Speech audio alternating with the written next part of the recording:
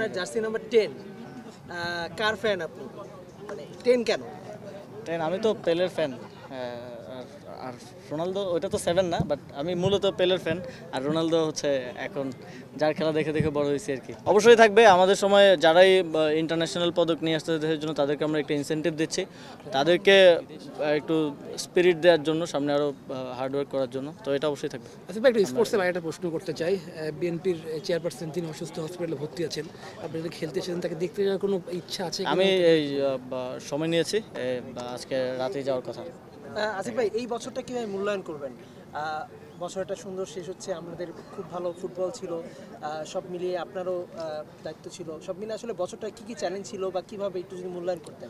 স্পোর্টসে আমাদের জন্য এই বছরটা স্পেশাল এবং আমাদের সবচেয়ে বড় ইভেন্ট।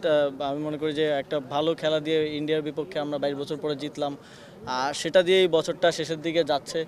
এবং আজকে থেকে 1 বছর পেছনে যদি দেখেন আপনি, আমরা ফুটবলে কোথায় ছিলাম আর আজকে কোথায় আছি, খুব দ্রুত সময়ের মধ্যে। যদিও স্পোর্টসে আমি বারবারই বলি যে এত খুব তাড়াতাড়ি আসলে স্পোর্টসের পরিবর্তন সম্ভব না।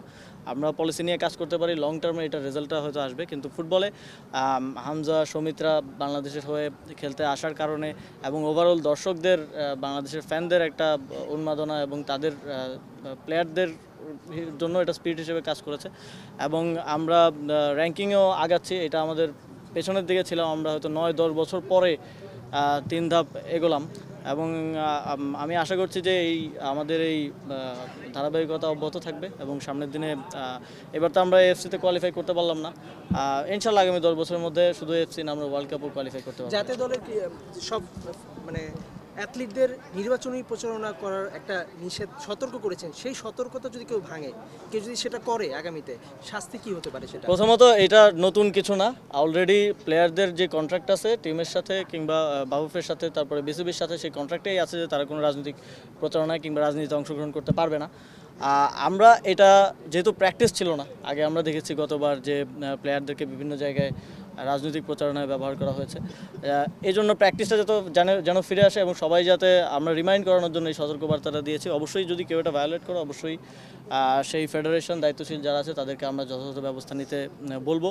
আসলে প্লেয়ারদেরকে আমরা সকল রাজনৈতিক দলাদলি, দেশের ভিতরে যত ধরনের পক্ষ বিপক্ষ আছে, এটার ঊর্ধ্বে রাখতে চাই। তারা আমাদের দেশের সবার দেখা যায় মধ্যমণি এবং সবার একটা আশাকাঙ্ক্ষা তাদের প্রতি থাকে।